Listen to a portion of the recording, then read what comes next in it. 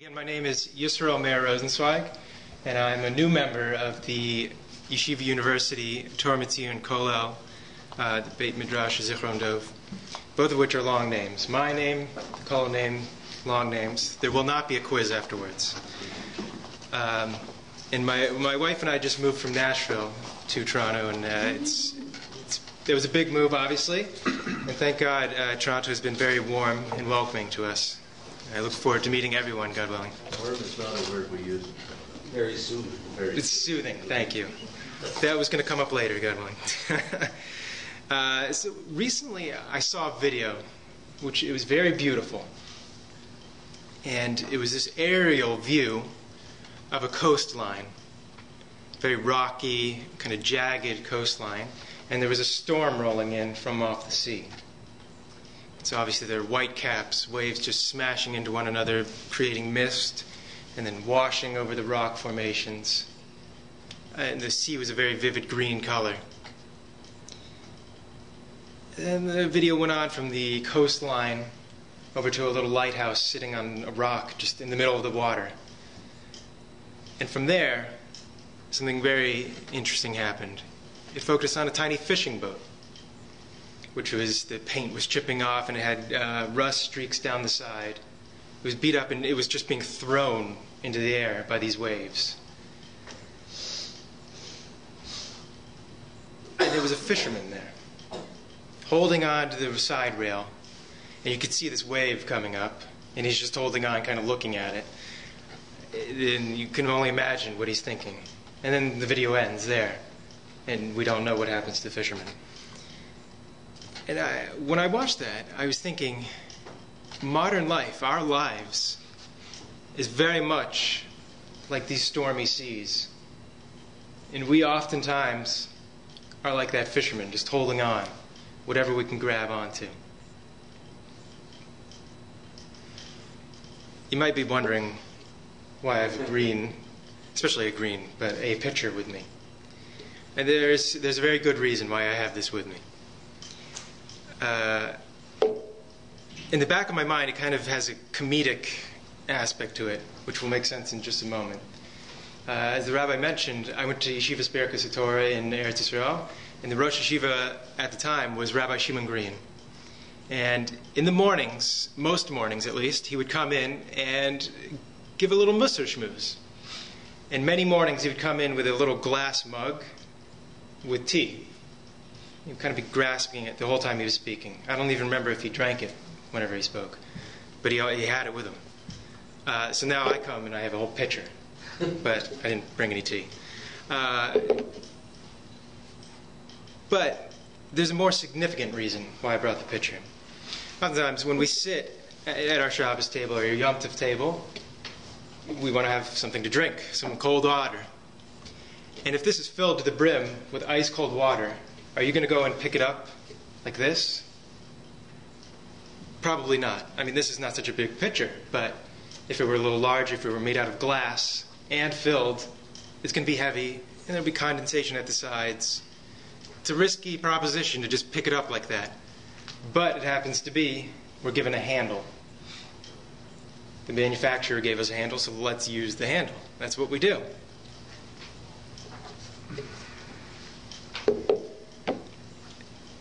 That is very interesting. Because it happens to be, Shalom Amela did the exact same thing. I'm not saying that he invented a pitcher with a handle. He did do something with handles. And we know Shalom Amela, his tremendous accomplishments, building the temple, being considered the wisest of all. The Gemara in Eruvin tells us something that we don't always speak about. That Shlomo asa aznayim laTorah. Shlomo HaMelech made handles for the Torah.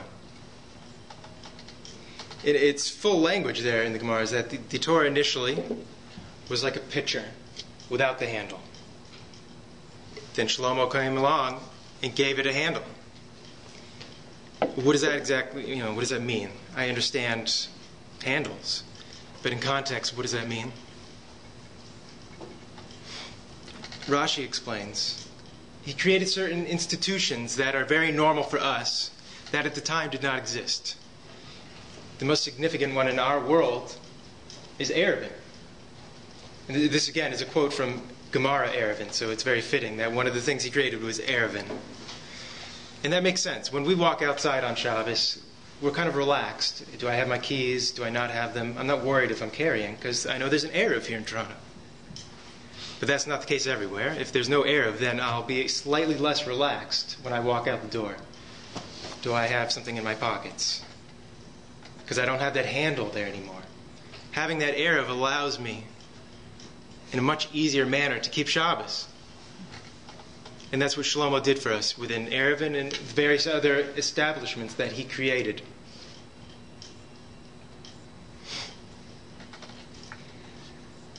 In truth, my introduction to that idea was not from the Gemara.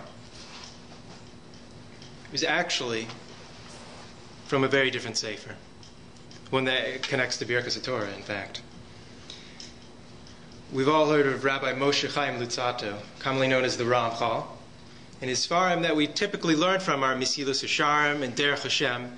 It happens to be, if you look at his biography, there's this whole list that just goes on of all the things he wrote, some of which we don't even have anymore.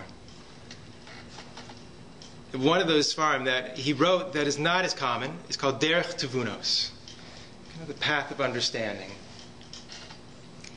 And in Derech Tevunos, he describes for us a simple reality that describing the things in our world and learning, especially Gemara, is very hard. Because not everything that we see is on the surface. For example, with that shtender, I understand on the surface it's made out of wood. And what it's for putting a siddur on. However, how much it costs is hidden from my immediate vision. And so that's true of everything. And so too in the Gemara itself, we have some premises, ideas, concepts that are on the surface, and others that we have to dig out. So he says, that's a very hard thing to do. Let's find some tools. And what is his proof text for that idea of finding tools to make this easier for ourselves? Shlomo asa aznaim l'Torah. Shlomo made handles for the Torah. So he says, so to us, let's go make some tools, some handles. And that idea has really stuck with me since I first saw it years ago. Because it's very incredible that we're just going to go and make a handle for the Torah that seemingly was not there previously. And he's taking this spark from the Gemara and expanding it into a fire that extends beyond the initial context, the literal context of our Gemara. It's a beautiful, beautiful thing that he's doing, that the Ramchal is doing. And I think that we, by acknowledging the truth of the Ramchal's words, can take it perhaps even further. The Ramchal was talking about learning Torah. But I think this idea can be expanded to all of Avodas Hashem in our specific context or focus in this time of the year of tshuva and introspection. Because as I mentioned before, and as we all, I'm sure, know, that life is hard. Especially modern life, where we have phones, you have texts, emails. There's just so many things going on. It's so easy for our true focus in life to become shuffled beneath various different kind of papers and whatever else is going on in our life. But we all know that at the end of the day, we want to be the best that we can be. And so we want to find these handles, or create them if we have to.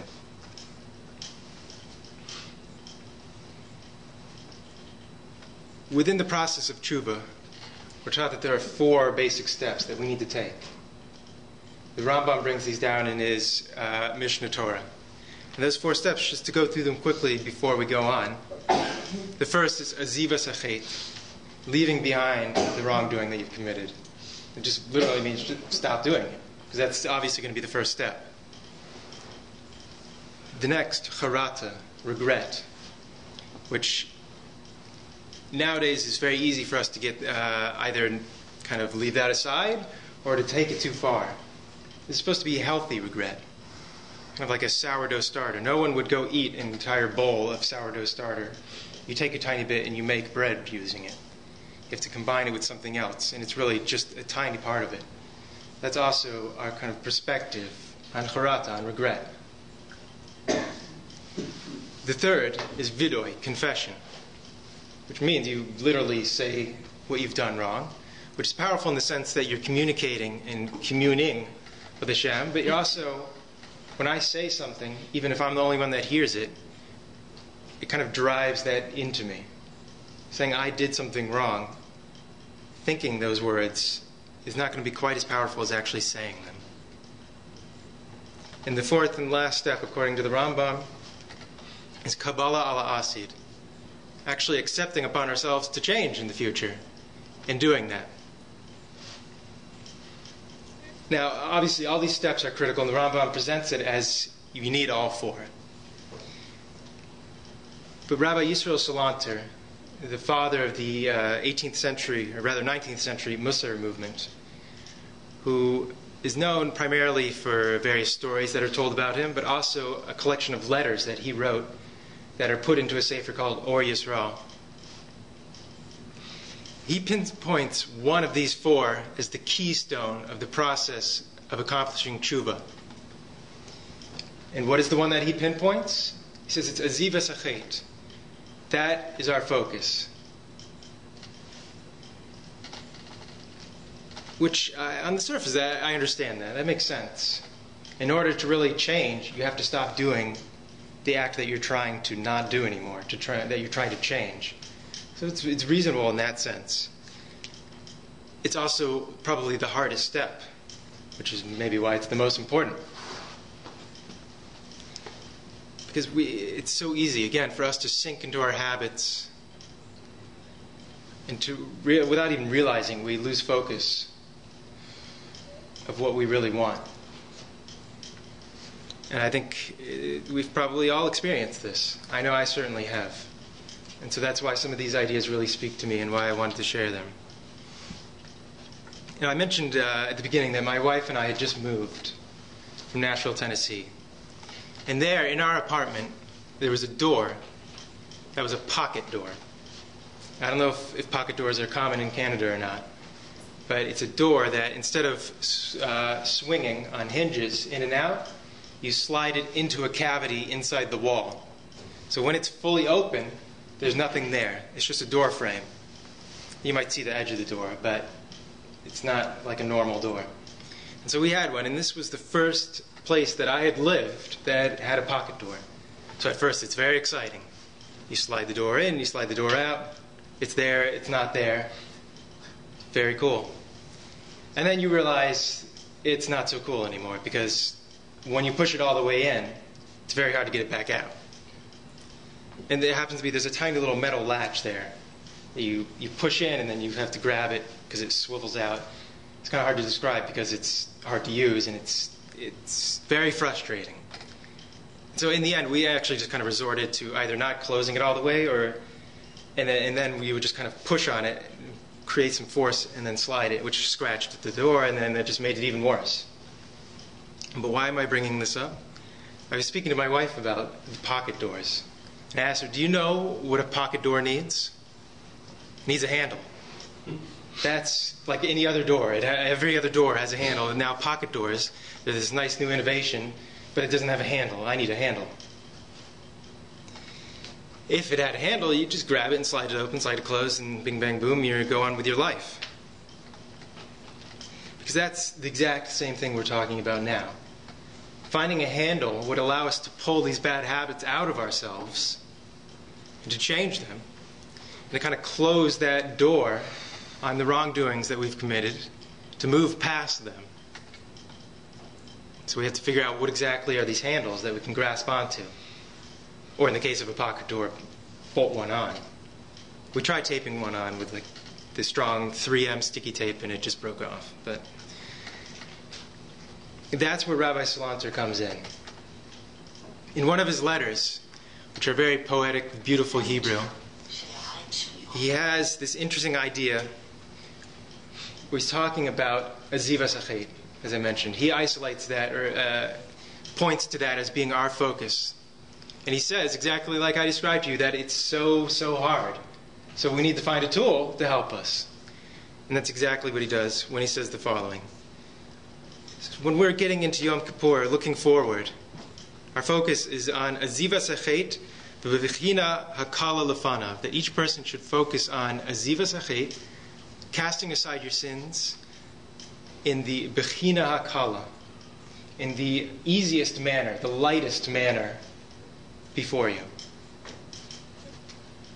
And as a result, you'll have a Kabbalah Amitit. You'll have a true, long-lasting, or perhaps permanent, God willing, acceptance of this change within yourself. So what is Bechina Kala then? Because he's presenting us with a handle. So it would help if we understood what the handle is now.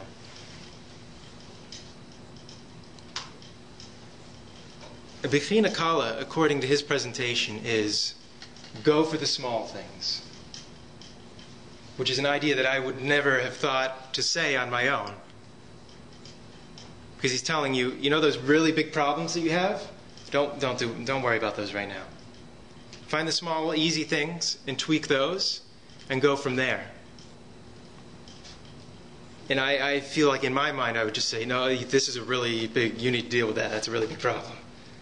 And he's telling you no. Because we know those stormy seas are bearing down on us. And it's very easy for us to just fall right back into the habit again. And then you've got the pocket door all the way into the wall cavity, and you're right back where you started. And he even takes it further. Not just that the door will be into the cavity again, but that could lead to despair, God forbid, which he says is the hardest thing to overcome. It's bad enough to try and get over a habit, but to despair of getting over that habit is far worse and far harder for us to overcome. So let's not even go down that road. And his proof for this is very interesting. He quotes a completely different idea about tzitzis, more specifically tchelis, little blue thread, which even already in the Gemara we're told how expensive it was, how hard it was to find. We're told the punishment for not fulfilling the white threads, the plain threads, is far greater than the punishment for not having fulfilled the blue thread, tchelis. Now, again, I would have thought, tchelis, that's the mitzvah, it's a bigger deal. I should get more reward for that. I should have more punishment for not fulfilling that. But it's not like that. It's exactly what he's saying. You have to go for the small things. There's another idea that comes in the Midrash that is exactly the same idea. If the king comes and tells you, get me an earthenware pot, and he comes to me and says, you are going to get me a golden pot, solid gold, and neither of us do that, who's going to be in more trouble? Probably the person that did not get the earthenware pot. All they had to do was go down to the hardware store, or what have you, Home Depot, buy a pot, and go back to the king. Whereas me, I don't even know where to start. Do I need to go rob a museum or something? Where do I get a golden pot from? Obviously, the punishment is going to be much more severe for that small thing. And so that's the basis for him saying, go for the small things. And that provides for us a handle. Because again, as I said, my thought would have been go for the big things. And that's where it becomes the slope is slippery. It becomes much harder.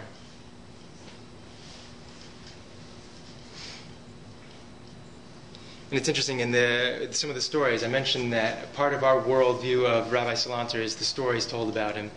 There's one story where there's a businessman who he was not able to keep Shabbos. He could not stop doing business. So what was Rabbi Salanter's approach? He obviously wanted to help him. He wanted to help him keep Shabbos in whichever way he could. Did he go for the big things or for the little things? Obviously, in our presentation here, you should go for the little things. And that's exactly what he did. He didn't tell him, no business on Shabbos. You have to keep Shabbos. You come to shul, you're going to learn with me for 4 hours every afternoon. He didn't go all out. He just found certain areas where this businessman could stop breaking Shabbos on a deraisa level, on a biblical level, but he's still doing all the rabbinical prohibitions. He's still doing business. But he's changed a little bit.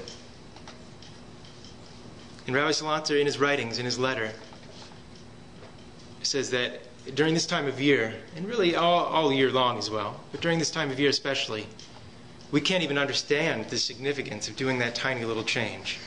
Even though it doesn't always rationally add up, that such a small change should matter so much. He says that changes everything. That can be the shift in our entire year. It's like planting a seed. You have this tiny little seed, you put it in the ground, and before you know it, you have a huge tree. And that's kind of how he phrases this idea of latching on to the lightest or easiest aspect of a sin and changing it. He phrases it almost as a flourishing tshuva. Tshuva that is gradual and grows and builds upon itself. And I especially like how that's a very organic comparison. Because that's something that I think it speaks to me and probably speaks to many others as well.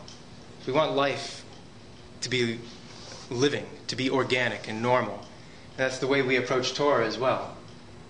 If the Torah is not matching up with the way we experience life, we're going to have trouble with the Torah, not with life necessarily. So when we find the Torah is very organic, I feel that speaks to me and many others as well. And so now we're in Elul, actually really the end of Elul. And things are really picking up. We're about to say Sleichos. And we're told this is the time where God is close, so call out to Him. And we're going to do that. But part of that calling out is finding these little handles and changing ourselves. Because then, by finding that handle, we can open the door that we've heard knocking at. And that knocking is Hashem. And I want to open that door, but without the handle, I'm not going to be able to necessarily. It's like the pocket door. Where's the handle? So God willing, we'll each look into ourselves and try and find these handles in various different wrongdoings that we've done, different things that we want to change, and use those to open the door that is separating us, in whichever degree it be, from Hashem. And please God, that's what we should accomplish. Thank you. That's right.